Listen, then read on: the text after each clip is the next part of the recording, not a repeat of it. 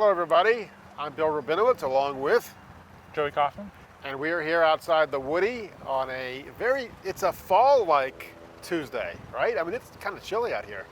It feels like football. It's football weather has arrived here. That's why I wore a sweatshirt. No, it's because you're from California and you don't know how to deal with this. And the shorts. It's the best time. It's the best weather of the year. Sweatshirt and shorts weather. Okay. We are Last here. 3 weeks. We're here. We just talked with Ohio State coach Ryan Day, defensive coordinator Jim Knowles, and quarterback C.J. Stroud after the Arkansas State victory, 45-12 over Arkansas State. Ohio State plays Toledo Saturday night, primetime game. Obviously a MAC school. Ohio State's never lost to a MAC school. It hasn't lost to an in-state rival. You can't even call it a rival since 1921. So Ohio State's a 31-point favorite. What are you expecting, Joey? Well, I thought Ryan Day gave a good analogy when he was talking with the media at his noon press conference. He talked about if you go to a bar and you're going to go hear a piano player, you want to hear the piano player play well. If you're going to Madison Square Garden to see a performance, you want to see them perform. And so I guess the analogy applies if you're going to the Horseshoe at 7 o'clock on Saturday night. You want to see the Buckeyes play a good game against Toledo, even though they're 4 touchdown or so favorites. They're expected to win heavily, but they want to play above the level of competition. They want to play like a team that can win a national championship and keep showing some progress. And that's been Ryan Day's mantra for an entire year, is competitive stamina, competitive excellence. Doesn't matter who we're playing. We're Ohio State. We have our standard. We're not going to sink to anybody else's. But, you know, he was complimentary of Toledo. And Toledo is a good MAC program. They've been frustrated they haven't won the MAC lately, but they recruit at a pretty high level. They've got some players. Dallas Gant, former Ohio State player, is a standout for the Rockets right now. They have a dual threat quarterback who's pretty good. So, you know, should Ohio State win comfortably? Yes, they should. But, this is not like playing Akron last year where you walked in and you just knew they were overmatched. I mean, last year they rested C.J. Stroud because of his shoulder, just let Kyle McCord play because they knew there was no chance that Akron was going to beat them. Toledo's a bit of a different animal. Yeah, I think that's a fair distinction to make because this is a little different of a caliber of a MAC program. You look at the 24/7 Sports Talent Composite rankings, which grades teams' rosters and the recruiting classes. Toledo is the most talented roster in the MAC. So this isn't like maybe some of the other teams that have come to the Horseshoe over the last couple of years. As you said, Akron last year, Miami, Ohio came here in 2019. Ohio State won 26-5. Toledo went to Notre Dame last year and gave the Irish a scare. They didn't do what Marshall did last Saturday, but they were within a field goal of the Irish. So I don't think they're going to hold back against Ohio State. And they have some guys like their quarterback Taquan Finn, who's a dual threat guy, former Mr. Football in the state of Michigan, who could give them some fits at times. So I don't think this is going to be a case like Akron last year where it felt like that was just almost a walkthrough at times. Right. By the way, if you're enjoying this podcast, please subscribe to all of our different things. Even if you're not enjoying it, subscribe. Who wouldn't enjoy this? I don't know. For Ohio State, there are things to work on. Yes, they beat Notre Dame, which obviously that win doesn't look so as good anymore after Notre Dame lost to Marshall. They were spotty against Arkansas State. They had 4 3-and-outs on offense, even though they did score 45 points. There's room for improvement. Kind of the news today, if you want to call it that, is Ryan Day updated the status of Jackson Smith-Njigba and Julian Fleming. Yeah, I'm surprised we actually didn't lead with that, but we'll see how the week progresses. The expectation on Tuesday, they were talking, is that Jackson Smith-Njigba is going to play. So is Julian Fleming, who was also out last week, and Fleming missed the first game as well. They haven't gone through their full week of practice yet, but right now they're trending in a direction where they're going to play. Ryan Day said they're moving around better.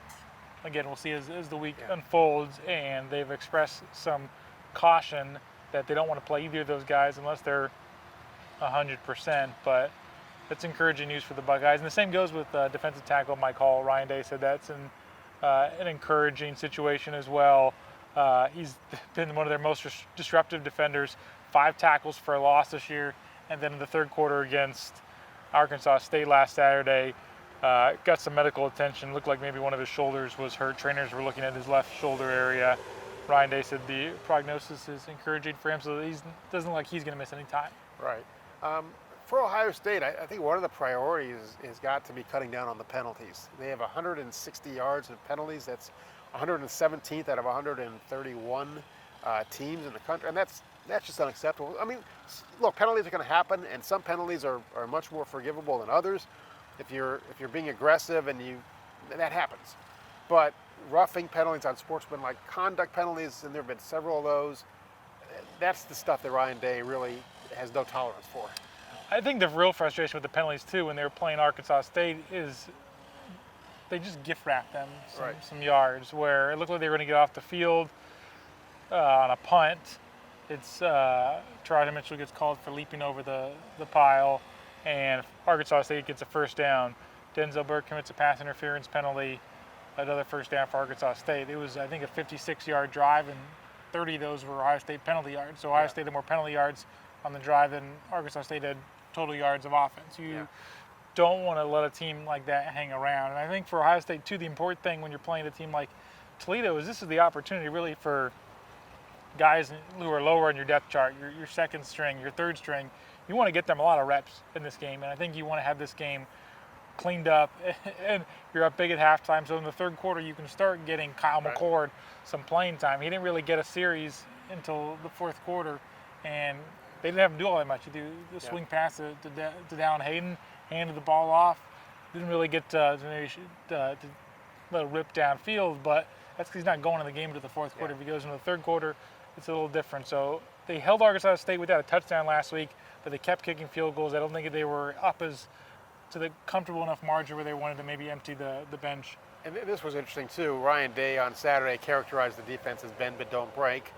And when Jim Knowles was asked about it today, you can almost see he did not like that at all. Not that Ryan Day described it that way, but does not want to be a bend but don't break defense. He wants to get off the field as soon as possible, get the defense the ball as soon as possible, and not that it was. I thought that was quite kind of noticeable.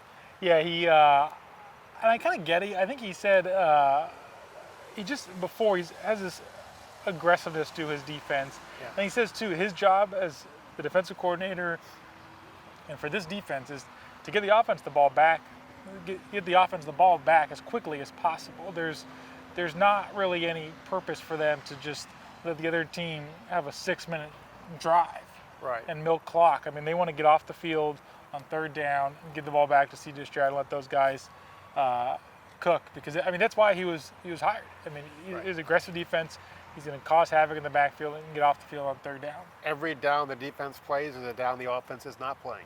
And when you have an explosive offense like Ohio State has, a 12-play drive for a field goal in some ways is more, I don't know if damaging is the word, but is maybe worse than a 3-play drive that allows a touchdown because you don't want the clock to get chewed up. I mean, obviously you want to hold them to as few points as possible and no points, but they don't want to have the offense sitting on the sidelines. And I think they're very like-minded in terms of their aggressiveness. Ryan Day is the guy who runs the offense, and Jim Knowles who runs the defense. They want to do what they want to do now. It's not just grind. This is not Woody Hayes football. It's not Jim Tressel football. This is attack, attack, attack. Well, I think, too, the other thing is that's been the recipe for teams to beat Ohio State over the last decade. When Ohio State has been upset, it's because they've played a team that can have these long, sustaining drives. And I think part of what made Knowles attractive today was that that was not going to be their defensive mindset or philosophy. I think it's good they held them to field goals last week against Arkansas State, but the drive should have been maybe cut down sooner. Right.